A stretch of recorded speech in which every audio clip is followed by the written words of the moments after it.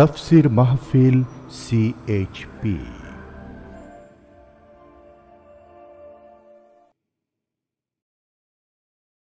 বিসমিল্লাহির রহমানির রহিম। তাফসীরুল কোরআন মাহফিল চট্টগ্রাম ২০০৪ ৫ দিনব্যাপী ঐতিহাসিক তাফসীরুল কোরআন মাহফিলের শেষ দিনে এখন বক্তব্য রাখছেন বিশ্ববরেণ্য মুফাসসিরে কোরআন আল্লামা দেলওয়ার হোসেন সাঈদী রাহিমাহুল্লাহ। শব্দধারণ মাহসিন সাউন্ড সিস্টেমস, প্রযোজনায় CHP। শুধু তাফসীর মাহফিল CHP চ্যানেলে আল্লামা সাঈদীর মূল্যবান আলোচনা এখন দেখতে পাবেন। এবারে বিষয় কন্যা সন্তানের প্রতি ভালোবাসা।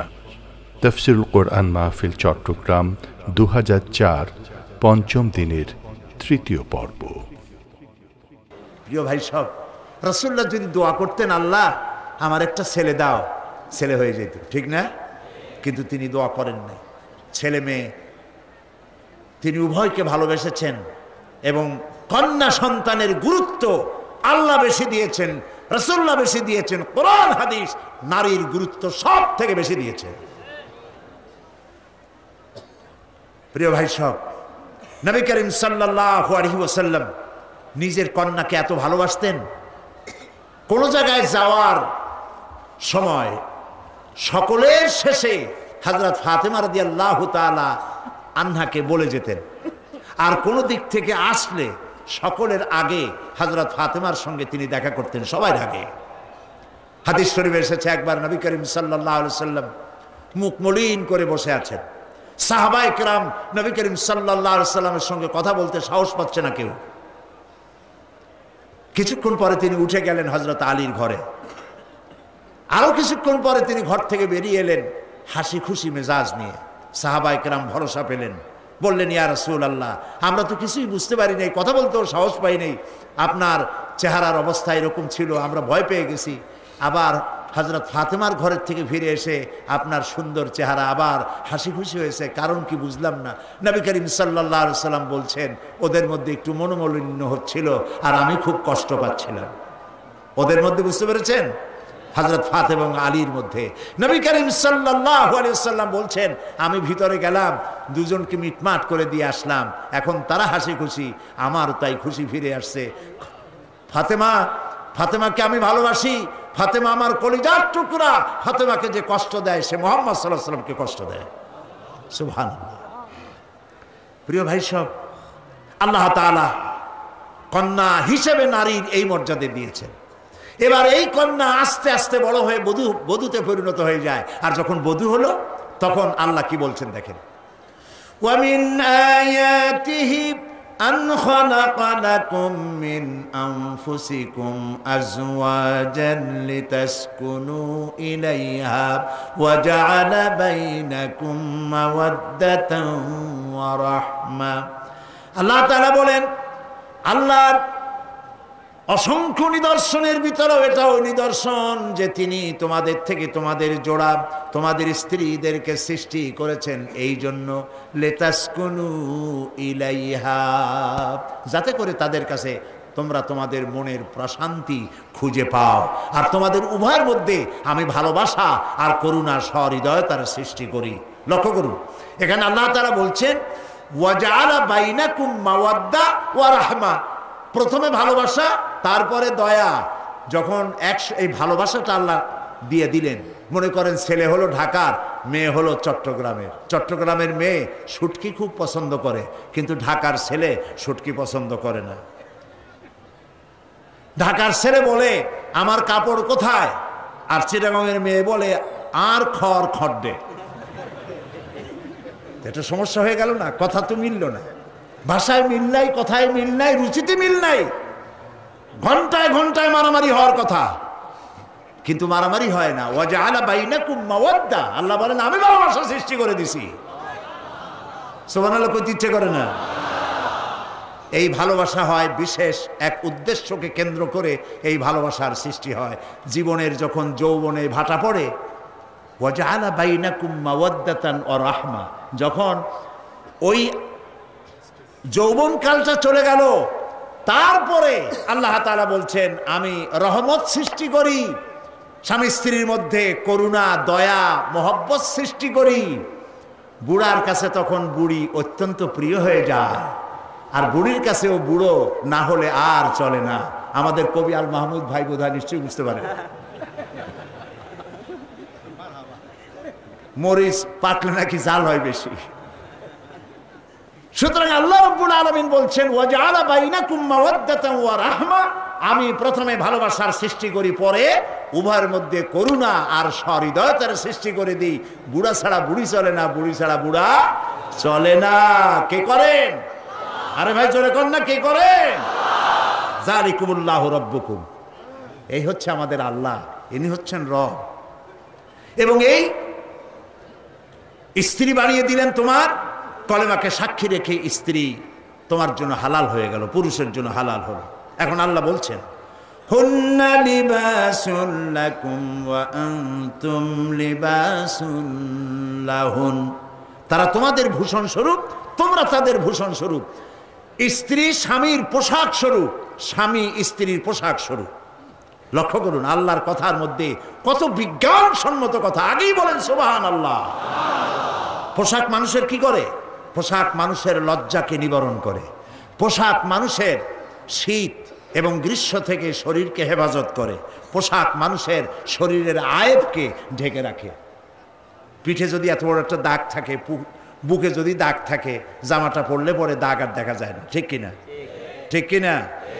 তারপরে শীতের সময় কাপড় চোপড় পরলে ঠান্ডা থেকে বেঁচে গেলেন। এরপরে পোশাক আর শরীরের সাথে, পোশাক আর শরীর এর মধ্যে তফাৎ থাকে না, মিশে থাকে। তাই আল্লাহ রাব্বুল আলামিন বলছেন পুরুষ নারীর পোশাক, নারী পুরুষের পোশাক।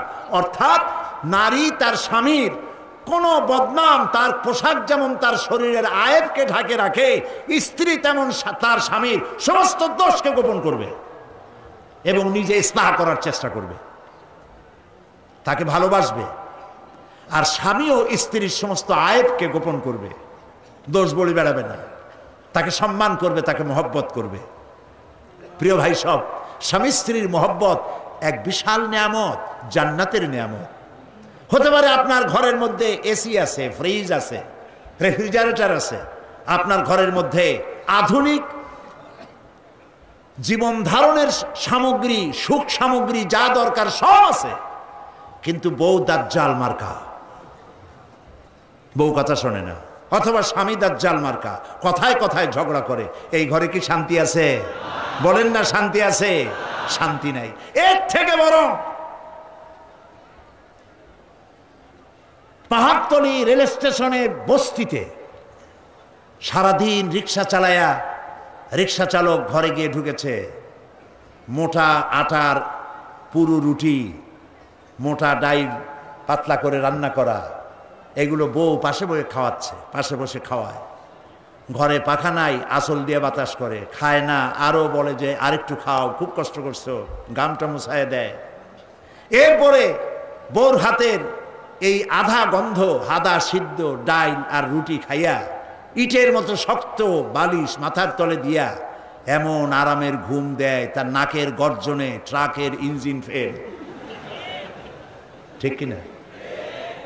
এবার দেখেন গুলশান বনানী আর চট্টগ্রামের কোন জায়গা আছে ওইরকম, হ্যাঁ, খুশি উলসি, ওই রকম যায় দেখেন বিরাট বড় লোক, টাকার অভাব নাই, বাড়ির অভাব নাই, কষ্ট করে স্বামী ঘরে এসেছেন, স্ত্রী ভ্যানিটি ব্যাগ হাতে নিয়ে হন হন করে বেরিয়ে গেল। কোথায় যাও তুমি? আমার অনেক মিটিং পার্টি, আমি অত্যন্ত বিজি। খাওয়ারও পাইল না বউর হাতের, কাজের মেয়ে লোকেরা খাওয়াই দিল, বেচারা করবে কি? বউর জ্বালায় ঘুমও আসে না, সেডিন খায়, সেডিল খায়, রিল্যাক্সিন খায়, কত ঔষধ খায়, মুট মুট ওষুধ খায়, শান্তি নাই। শান্তি তো পাবা না, কারণ আল্লাহর হুকুম মানো নাই, অশান্তি আসবেই। প্রিয় ভাই সব, আল্লাহ তাআলা বলছেন স্ত্রীদের সাথে ভালো ব্যবহার করো। কোরআন বলছে ওয়া আশিরুহুন্না বিল মারুফ, স্ত্রীদের সাথে সৎ ব্যবহার করো। কে বলছে? তুমি স্বামী হয়েছ তাই বলে নবজাদা নসরুল্লাহ খান হও নাই, বড় লাট হয়ে যাওনি। স্ত্রীর সাথে তোমার সুসম্পর্ক থাকতে হবে। ভালোবাসো তাকে। কাছের নবী করিম সাল্লাল্লাহু আলাইহি ওয়াসাল্লাম মেয়ে লোকদেরকে বলেছেন কাঁচ, কাঁচ বোঝেন তো, গ্লাস, কাঁচ, কাঁচের মতো ক্ষণভঙ্গুর। এবং বাকাহার বলেছেন সোজা করতে চাইও না বেশি, তাহলে কি হবে, ভাঙ্গা যাবে। তার মানে স্বামী স্ত্রীর সম্পর্ক নষ্ট হয়ে যাবে। বেশি সোজা করতে চাইও না। মেয়েদের ফিতরত এরকমই, বেশি স্যাক্রিফাইস করতে থাকো, অনেক স্যাক্রিফাইস করো। নবী করিম সাল্লাল্লাহু আলাইহি সাল্লামের স্যাক্রিফাইস দেখুন।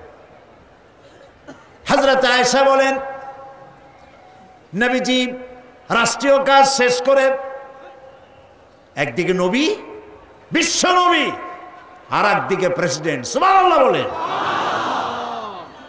সারা দিন কাজ করে ক্ষুধার্ত, ক্লান্ত, শ্রান্ত হয়ে ঘরের মধ্যে প্রবেশ করেছেন। আমার তখনও রান্না হয় নাই, কারণ খাবার ছিল না, জোগাড় করতে দেরি হয়েছে। ঘরে ঢুকে খাবার না পেয়ে নবীজি ভুরু কুঞ্চিত করেন নাই, চোখ মোটা করে আমার দিকে তাকান নাই, একটা ধমকও দেন নাই, বরং আমার কাছে বসে আটা বেলে অথবা তরকারি কুটে আমাকে রান্নায় সাহায্য করেছেন বিশ্ব নবী। এই ছিল রাসূলের চরিত্র, সুবহানাল্লাহ। এই জন্য দুনিয়া পাগল ছিল তার জন্যে। হযরতে খাদিজা রাদিয়াল্লাহু তাআলা আনহা, হযরতে খাদিজা রাদিয়াল্লাহু তাআলা আনহা, তিনি খাবার বহন করে খাবারগুলি পৌঁছে দিতেন রাসূলুল্লাহকে। রাসূলুল্লাহ যখন তাকে বলেছিলেন, খাদিজা গো, আল্লাহ আমাকে নবী বানিয়েছেন, আমার উপর ঈমান আনো, আল্লাহর উপর ঈমান আনো, এক অদেখা আল্লাহরে বিশ্বাস করো। হাতে বানানো মূর্তিগুলি নিজেরও কোনো উপকার করতে পারে না। স্ত্রী তো ভালোবাসা দিতে পারে, টাকা পয়সা দিতে পারে, এমনকি জীবনটাও দিতে পারে, কিন্তু ঈমান আনতে পারে না। মোটেই সহজ নয়। আপনি বাইরে গিয়ে খুব বলতে পারেন যে আমি রাহনুমায়ে তরিকাত, সিরাজুল মিল্লাত, আশিকে পান্দান, সিয়াহে দান্দান, অনেক বড়, নাম খুঁজে পাওয়া যায় না। অনেক মুরিদ বানান, জিজ্ঞেস করা উচিত, হুজুর আপনার বউ মুরিদ হয়েছে নাকি? কারণ স্ত্রী সব জানে। এখন কথা বলবেন না আপনারা নাকি? সব জানে।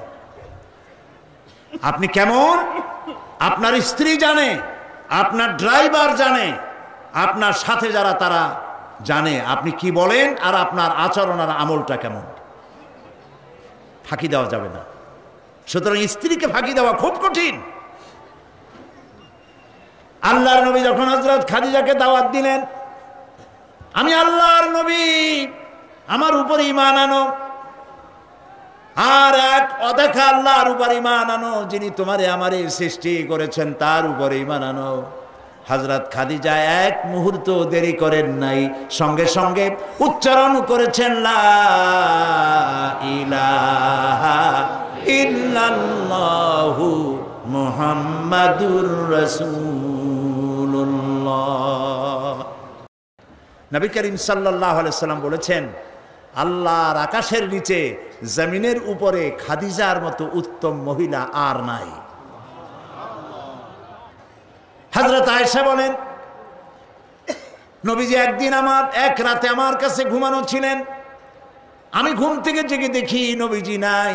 মনে মনে চিন্তা করলাম কোথায় গেলেন, বোধহয় অন্য কোনো স্ত্রীর ঘরে গেছেন। আমি চুপিসারে খোঁজ নিতে লাগলাম, কোনো ঘরে খবর পেলাম না। পরে দেখতে পেলাম রিয়াদুল জান্নার ভিতরে বসে নবীজি দুই হাত উঁচু করে কি যেন বলেন আর কান্দেন। আমি পিছনে গিয়ে হাত তুললাম, শুনতে পেলাম নবীজি মুনাজাত করতে করতে এক পর্যায়ে গিয়ে বলছেন, রব্বুল আলামিন, কিয়ামতের ময়দানে যেদিন বাপ তার সন্তান হারায় ফেলবে, মা তার সন্তান হারিয়ে ফেলবে, সন্তান মায়ের চিনবে না, ওই দিন ওই কঠিন হাসরের ময়দানে আমি যেন আমার খাদিজারে হারায়া না যাই। মোনাজাত শেষে হযরত আয়েশা বলছেন, ইয়া রাসূলুল্লাহ, এই একটা বুড়ির বিয়ে করছিলেন, 25 বছর বয়সে, 40 বছরের বুড়ি। এই বুড়ির কথা এখনো আপনার মনে জাগে? এর থেকে ভালো কুমারী মেয়ে তো আপনি বিবাহ করেছেন। নবীজির মুখখানা মলিন হয়ে গেল। আল্লাহর নবী বলেন, আয়েশা, খাদিজা সম্পর্কে এমন কথা জীবনে কোনোদিন তুমি আমার সামনে আর এরকম বলো না। কারণ হলো, তোমরা সবাই আমার সুদিনের স্ত্রী, আর খাদিজা আমার এমন সময়ের স্ত্রী যখন মক্কা নগরীতে মুহাম্মদের পা রাখার জায়গা ছিল না। সমস্ত সম্পদ উজাড় করে দিয়েছে আমার জন্য, ইসলামের জন্য। না খেয়ে থেকেছে রাতের পর রাত, দিনের পর দিন। আরবের সব থেকে ধনশালিনী নারী, সমস্ত সম্পদ উজাড় করে দিয়েছেন আল্লাহর দ্বীনের জন্য। হযরত আয়েশা বলেন, আমাদের ঘরের ভিতরে তেমন গোশত রান্না বান্না খুবই কম হতো। আধপেটা অনাহারে অর্ধাহারে আমাদের দিন চলতো। যেদিন কোনো ভাগ্যক্রমে কোনো গোশত আসতো অথবা কোনো ছাগল দুম্বা জবাও হতো, নবীজি গোশতগুলি ভাগ করে স্ত্রীদের ঘরে ঘরে দিয়া নিজে একটা পটলার ভিতরে কয়েক টুকরা গোশত নিয়ে মদিনার রাস্তায় ঘুরে বেড়াতেন। খাদিজার কোনো বান্ধবী পাওয়া যায় নাকি? খাদিজার কোনো আত্মীয়া, কোন বান্ধবী পাওয়া যায় নাকি? প্রিয় ভাই সাহেব, নবী করিম সাল্লাল্লাহু আলাইহি ওয়াসাল্লাম স্ত্রীদেরকে ভালোবাসতেন। হাদিস থেকে শোনাচ্ছি, হযরত আয়েশা কুমারী মেয়ে, তাকে বিয়ে করেছেন নবী করিম সাল্লাল্লাহু আলাইহি ওয়াসাল্লাম। গভীর রাত, চাঁদনি রাত, আধো আধো জ্যোৎস্না প্লাবিত রাত, নবীজি বলছেন, আয়েশা চলো আমরা একটু পায়চারি করে আসি। মরুভূমির ভিতরে গিয়ে বললেন, ওই যে একটা জিনিস দেখা যায়, চলো তো দৌড় মারি, কে আগে যায় দেখা যায়। বিশ্বনবী স্ত্রীর মনোরঞ্জনের জন্য দৌড় প্রতিযোগিতা করতেছেন, তাও সুবহানাল্লাহ কইতে ইচ্ছে করে না। দৌড়াইয়া হযরত আয়েশা রাদিয়াল্লাহু তাআলা আনহা তিনি আগে চলে গেলেন, রাসূলুল্লাহ পিছনে পড়ে গেলেন। হযরত আয়েশা খুব আনন্দ করলেন, দেখলেন আপনি কিন্তু দৌড়ে আমার সাথে পারলেন না। বাস এর কয়েক বছর পর আরেকদিন এইভাবে দৌড়ের প্রতিযোগিতা হলো রাতের বেলায়। আজকে হযরত আয়েশা বলছেন, ওই দিনের তুলনায় আমার শরীরটা স্থূল হয়ে গেছে, আমি একটু মুটিয়ে গেছি। দৌড়াইয়া আমি পিছনে পড়ে গেলাম, রাসূল আগে উঠে গেলেন। আমি হাঁপাতে হাঁপাতে যখন নবীজির কাছে গিয়ে দাঁড়িয়েছি, রাসূলুল্লাহ তাবাসসুম মুস্কি হেসে আমার দিকে তাকিয়ে বলছেন, আয়েশা, ওই সেই দিনের প্রতিশোধ আজ নিলাম। সুবহানাল্লাহ, সুবহানাল্লাহ। কিসের ইউরোপ, কিসের আমেরিকা, ইসলামী সভ্যতার জুতার কাছেও দাঁড়াতে পারবে না তারা। ওরা আজকে কি বলে, বিশ্ব কি দিবস, নারী দিবস পালন করে। বিশ্ব নারী দিবস, বিশ্ব মাতৃ দিবস, বিশ্ব ভালোবাসা দিবস। বিশ্ব ভালোবাসা দিবস ওদের দরকার, যাদের সারা বছরে কোনো ভালোবাসা নাই, তাদের জন্য একটা দিন ভালোবাসার বনিতা করা লাগে। আমার লাগে না, কারণ আমার জন্মই হয়েছে ভালোবাসার মধ্য দিয়ে। আর দ্বীন ওয়ান নাসিহা, ইসলাম মানেই হলো ভালোবাসা। সুবহানাল্লাহ কও। ইসলাম মানেই হচ্ছে ভালোবাসা। আমার জন্য আলাদা কোনো ভালোবাসা দিবসের দরকার নেই। ওই সেই 97-তে ওই হুজুররা যখন ক্ষমতায় ছিলেন, সেই সময় বিশ্ব ভালোবাসা দিবস পালন করতেছে। কি ভালোবাসা দিবস? কলেজ বিশ্ববিদ্যালয়ের ছাত্র ছাত্রীরা সরোয়ার্দী উদ্যানের গাছের গোড়ায় বসে গেছে, সব জোড়ায় জোড়ায় বাকবাকুম পায়রা। বিশ্ব ভালোবাসা। এক মন্ত্রী ঢাকা বিশ্ববিদ্যালয়ের টিএসসি মিলনায়তনে বক্তৃতা করলেন, বিশ্ব ভালোবাসা দিবসে আজ আমি ঘোষণা করতে চাই, বিল ক্লিনটন মনিকা প্রেম অমর হোক। মন্ত্রী বললেন, আমি পার্লামেন্টে ধরলাম তাকে, বললাম, মাননীয় স্পিকার, বিল ক্লিনটন তার মেয়ের বয়সী মনিকার সাথে যে কাজটা করেছে, সে কাজের জন্য বিল ক্লিনটন নিজেই অনুতপ্ত। টিভি এবং রেডিওর মাধ্যমে গোটা জাতির কাছে ক্ষমা চেয়েছে। আর হিলারির পাও রাতের বেলায় কতবার ধরেছে হিলারি আর তিনিই জানেন। যে অপরাধের জন্য তিনি নিজে অনুতপ্ত, সেই অপরাধের বিষয়টা নিয়ে একটা মন্ত্রী কতটা চারিত্রিক দিক থেকে হীনমন্য হলে ছাত্রছাত্রীর সামনে বলতে পারে বিল ক্লিন্টন মনিকা প্রেম অমর হোক। বললাম মাননীয় স্পিকার, একদিকে নাচুনে বুড়ি, আরো যদি পায় ঢোলের বাড়ি, তাহলে অবস্থাটা কোথায় গিয়ে দাঁড়ায়? আমার দেশে, মুসলমানদের দেশে বিশ্ব ভালোবাসা দিবসের কোনো প্রয়োজন নাই। বিশ্ব নারী দিবস পালন করা, বিশ্ব কন্যা দিবস পালন করা ওদের দরকার, যার দেশে নারীর কোনো মর্যাদা নাই, যেখানে কন্যার কোনো মর্যাদা নাই, যেখানে মাতৃত্বের পিতৃত্বের মর্যাদা নাই, সেখানে প্রয়োজন। আমার দেশে প্রয়োজন নাই।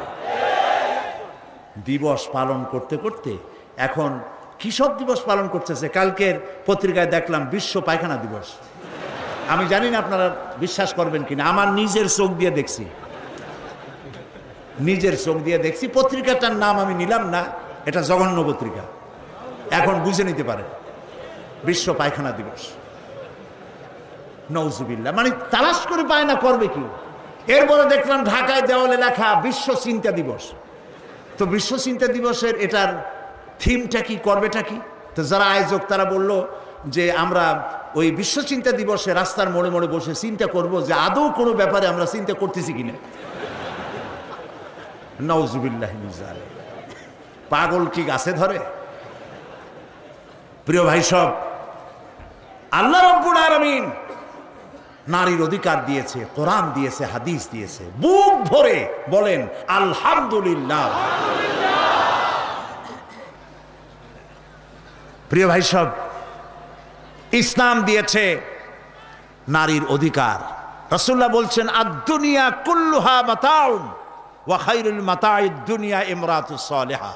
এই পৃথিবীর সব কিছু হলো সম্পদ, তার মধ্যে শ্রেষ্ঠ সম্পদ হচ্ছে সালেহা, নেককারিনী, সতীসাধ্যী নারী।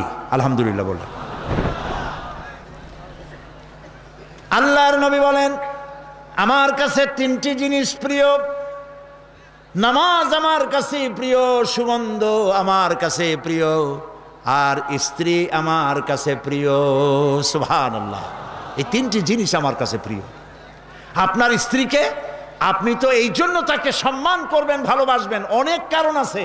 একটা কারণ তো এই, যেই রাস্তা দিয়ে আপনি জাহান্নামে যেতেন সেই রাস্তায় আপনার স্ত্রী প্রহরীর মতো রাত দিন দাঁড়িয়ে আছে, সেখানে ব্যাখ্যা দেওয়ার কোনো প্রয়োজন নেই। সুতরাং আপনার স্ত্রীকে আপনি ভালোবাসবেন এবং তাকে আপনি সম্মান দিবেন। ইসলাম নারীকে অর্থনৈতিক অধিকার দিয়েছে, বলেছে ফাতুহুন্না উজুরাহুন্না ফরিদা, ফরজরূপী দায়িত্ব হিসাবে মহারানার টাকা আদায় করে দাও। এখন মহারানার টাকা আদায় করা হয় না, এখন বিবাহ মজলিসগুলিতে বলা হয় মহারানা কত?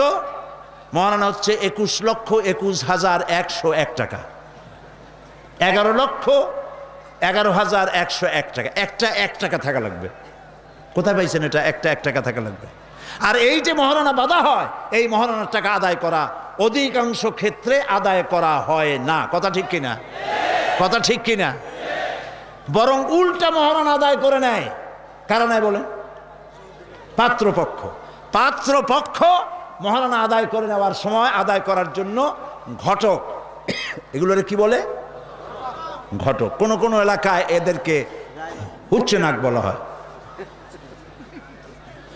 এদের কাজ হলো পরস্পরের মধ্যে বিবাহ দিতে গিয়ে মিথ্যা কথা বলা, উচ্চ নাক। তো এরা বলে যে অমুকের ছেলে অমুকের মেয়ের বিবাহ হবে, ছেলেকে দিতে হবে কি? ছেলেকে দিতে হবে ল্যান্ড ক্রুইজার, ছেলেকে দিতে হবে গুলশানে বাড়ি, 10 লক্ষ টাকা ক্যাশ, মঙ্গল গ্রহে অফিস। বলে ছেলে লেখাপড়া জানে কি? কলেজের বারান্দা দিয়ে কয়েকদিন ঘুরে টুরে আসছে, গলায় সোনার সেন্টেনও আছে, মাথায় ভাল্লুকের মতো চুলও আছে। এরপরে এইভাবে করে এক অপাত্রে মেয়েদেরকে দেওয়ার ব্যবস্থা হয় টাকা পয়সার বিনিময়, মহারানাটা ওরা নিয়ে গেল। বিবাহে যদি উপহার দেয় শ্বশুর পক্ষ, পাত্র কি বলে কন্যা পক্ষ, পাত্রপক্ষকে যদি সোনা দেয়, দানা দেয়, টাকা দেয়, সব জায়েজ আছে, সুন্নত। কিন্তু চাইয়া নেওয়া যাবে না, দাবি করে নেওয়া, ডিমান্ড করে নেওয়ার নামই হলো যৌতুক। এটার নাম কি? চট্টগ্রামে কি বলে? যৌতুক। এই যৌতুক হলো শ্বশুরের সাথে এক প্রকারের কৌতুক। এইভাবে করে চাইয়া টাকা আদায় করা হারাম। চাইয়া টাকা আদায় করা কি? আজকের এই বিশাল তাফসীরুল কোরআন মাহফিলে আমি জানতে চাই যে এই যাদের ছেলে আজ পর্যন্ত বিয়ে দেন নাই, বিবাহ দিতে গিয়ে কন্যা পক্ষের কাছ থেকে হারাম চাইয়া যৌতুক আদায় করে ছেলে বিয়ে দিবেন না, এই রকমের লোক ওয়াদা করতে পারবেন না? মনে করবেন এই কথা যে আল্লাহ মাহফিলে আজকে আসলাম কেন? আচ্ছা দেখি তো, যারা ছেলে বিয়ে দেন নাই তারা ওয়াদা করবেন এই কথা বলে যে আমার ছেলে বিবাহ দিতে গিয়ে যৌতুক এক পয়সাও, এক থেকে নিয়ে 1000 কোটি যা হোক, যৌতুক চাইব না, বিনা যৌতুকে ছেলে বিবাহ দেব। কারা কারা দেবেন? ছেলেওয়ালারা হাত তোলেন তো। ও মাশাআল্লাহ, বাচ্চা পোলাপান হাত উঠেছি কি কামে? তোমরা তো মা ভাও নাই এখন। হাত নামান। জি, ভবিষ্যতে হাত নামান, হাত নামান। আলহামদুলিল্লাহ বলেন। যৌতুক এক সামাজিক ব্যাধি, এই ব্যাধি বন্ধ করতে হবে এবং চট্টগ্রাম থেকেই এটার আন্দোলন শুরু হবে ইনশাআল্লাহ। বলেন ইনশাআল্লাহ। প্রিয় ভাই সব, যারা বিবাহ করে নাই সেসব যুবকদের বিবাহ করা লাগবে কিনা? লাগবে কিনা? হ্যাঁ, ফুর্তি হয়ে একটু জোরেই বলতেছে লাগবে। এই বিবাহ করতে গেলে শ্বশুর যদি ঘড়ি দেয় বলবা আলহামদুলিল্লাহ, যদি শেরওয়ানি দেয় আলহামদুলিল্লাহ, যদি কিছু না দেয় নাউজুবিল্লাহ, নাকি? তাও আলহামদুলিল্লাহ। বরং তুমি কেন ফকিরের ছেলে ফেলে না তো? তোমরা যুবকদের বলতেছি, ফকিরের বলাবান না তো। তো বউ ওই কি বলে, যারে বিবাহ করবা সেই শ্বশুর বাড়ির টেলিভিশন না হইলে দেখা যাবে না তুমি কি খয়রাতির পোলা। যদি এখন তো দেখতেই হয়, তো বউয়ের বাপের কাছ থেকে টেলিভিশন না নিয়া মসজিদ গুলার সামনে শুক্রবার দিন থাল পাতে বসে যাইও। তাও কন্যা পক্ষের কাছ থেকে চাইয়া নিবা না।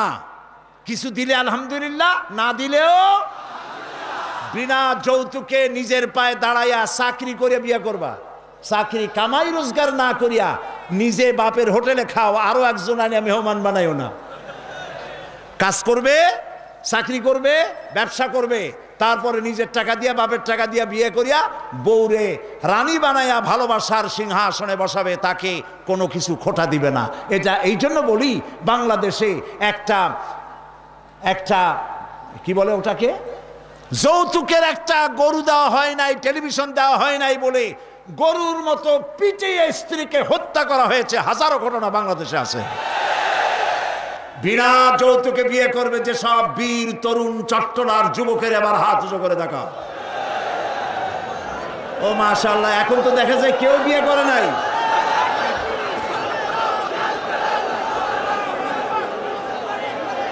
আচ্ছা হাত নামান, হাত নামান, আলহামদুলিল্লাহ বলেন, হাত নামান। এই যে ভাই, আমি কিন্তু বুঝতে পারি দাঁড়াইছেন কেন, কোমর ব্যথা করতেছে বোধহয়। বসেন, কোমর ব্যথা আল্লাহ ভালো বানাই দেবেন, জোরে কোন আমিন। আরে ভাই বসতে বলছি, বসেন। কোমর ব্যথা হলে তো আমারও করবে, আমি তো বসা। বসেন, সবাই বসেন। প্রিয় ভাই সব, তাহলে একটি বড় রকমের অপরাধ থেকে চট্টগ্রামকে মুক্ত করার জন্য আন্দোলন শুরু করা হলো। বলেন আলহামদুলিল্লাহ।